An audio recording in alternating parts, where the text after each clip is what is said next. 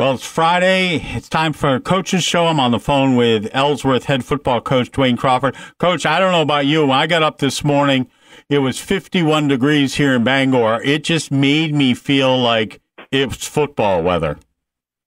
Oh yeah, it was great. It was. I actually had turned the heat on in my Jeep coming to work this morning. What a change, huh? Oh, I know. Day I came to work with the top off, and now I get the heat on. So, yeah, no, it definitely is football weather. And I got up this morning, and I said, "Oh, game day! I can't wait to kick off tonight." So, it's the first one, and we're all excited to get out there and do it. So, you've done this a long time. Do you get butterflies on the first real week of football, or is this just old hat? No, I get nervous butterflies before every game. It's kind of like playing, you know. You have those nerves until the ball is kicked off, and then you're right in the middle of it and ready to go. And so it's getting up till kickoff. That's the toughest part. But it's going to make getting through the day difficult. You know, you're thinking about everything that's going to happen and all the game day activities and everything. Yeah, no, and the day flies between getting everything ready for the game tonight, and there's a lot of preparation that goes into all this and working, and it's just before you know it, it's 3:00 and I'm leaving and getting up there, and we have pregame meetings at 4:30 and getting the kids in the locker room and taped and ready to go, and special teams meetings about 5:45, and out on the field at 6:05, and back in at about 5:15 to talk to them before we come out on the field, and so it flies. Yeah. So long pants or shorts tonight? Oh, I'm wearing my travel suit tonight. Long pants. There you go. There you go. All right. So when I spoke to the athletic director, Josh Frost, yesterday, the big news, he told me that all the Ellsworth home games are going to be video streams. So you can go to the Ellsworth YouTube channel, just like what we did last year with basketball. Sydney Hamilton is going to be doing the broadcasting, the video broadcasting, and they're going to drop the microphone so they'll get the PA announcing. So if you're not there, or if you're listening, you can't be there, or anywhere around the world, you can now watch the Ellsworth Eagles tonight take on the Dexter Tigers.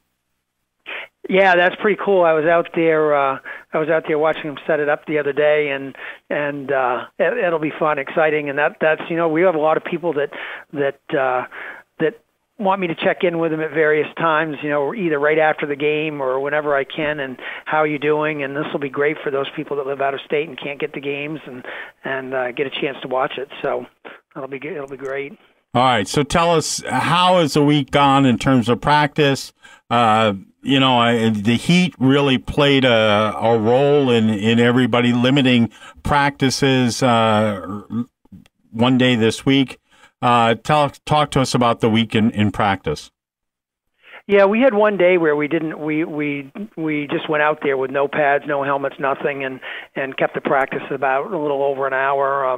But other than that, the hot days, Wednesday I think was supposed to be one of the worst, and we had a great breeze on the field, and it wasn't bad at all. So, but Tuesday night we just went out there with just in shorts and went through everything, and we got a lot accomplished this week. And I think one of the things, and I mentioned to the kids last night and to the assistant coaches, this was the first week that we've had, since I can remember, since we've been doing this, that we've had every player at every practice all week long. So we had 22 kids on the roster, and we had 22 kids at every practice all week long. So it was nice to see, and it helps with the continuity, and you miss somebody one night and they're back and at the next, and you're reteaching everything, and we didn't have to do any of that this week. So that's definitely a good sign. You've done this a long time. You and I have talked a long time. How the week goes in practices really sets the stage for how the team's going to play tonight in the game. So rating the practices on a 1 to 10, how do you rate the practices and the effort? I'm going to say a 7, only because we've got some younger younger kids out there that are still feeling their way, and this is the first game, and I think the nerves are starting to edge in a little bit. So we've forgotten some of our assignments a few times during practices. But the one thing that I will say is one thing that I've been preaching since we started this program was communication. You've got to be able to communicate on the field, and one of the things, especially our offensive line, for the first time since I've been coaching, they've been communicating with one another, and they've got line calls, and it's something that I haven't seen before out of any of our players, and it's nice to see. It's finally starting to take hold, and they're starting to understand, hey, if we talk to each other, this will go a lot easier. Yeah. So they've got their line calls down, and they're talking, and they're enthusiastic, and it's a great bunch of kids. And we've got, you took pictures last night. We have 10 seniors on the team. Right. That's probably the biggest senior group we've ever had. And they're all leaders, and they're all good kids, and so I'm really excited to see what we can put out on the field. And the first game is always, you're still, we added some things since we played MDI, so those things kind of, they're trying to process all that, so it kind of slows the practices down. But once we get into the second game and the third game, pretty much the playbook stays where it is.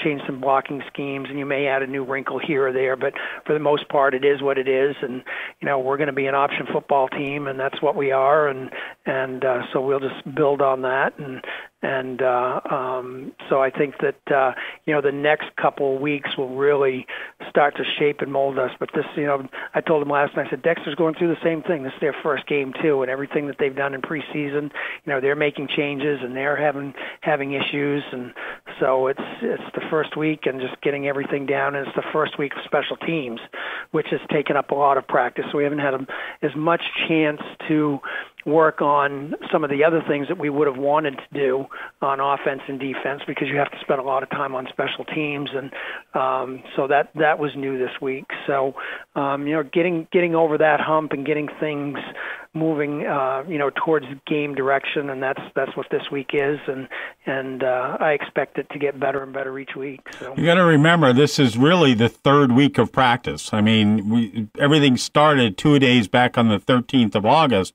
We're now 3 weeks in. Boy, it feels like 3 months. I know. Exactly right. All right, so give me the keys to victory tonight for Ellsworth. The keys to victory are going to be defensively, being able to set the edge and keep outside contain. And then offensively, it's the offensive line. It all starts with them. If they can do what they need to do and give Javon and Chuck and our option game and run pass option some time to work, that's going to be the key to the whole game. Those two things, offensively, the line working together, and defensively being able to contain, and that will set the tone. All right, what do you want to say to the Ellsworth community? You'd love to have a big crowd there tonight. Yeah, come on out and support us, and bring a non-perishable item for loaves and fishes. We're doing that again this year, and it's going to be a great night for football. I mean, it's going to be probably in the 60s by kickoff, and definitely bring a sweater, because it's going to be 51 by 9 o'clock tonight. Yeah, something like that. Yeah, no doubt. And then for those people that can't come to the game, the YouTube's a great option, and tune in on that, and that'll be the first for Ellsworth football, is having that out there. So lots of options, and we'd love to have you there, but if you can't, watch us on YouTube. All right, Coach. Best of luck. We'll talk to you on Monday and see how the weekend went. Thanks, Chris.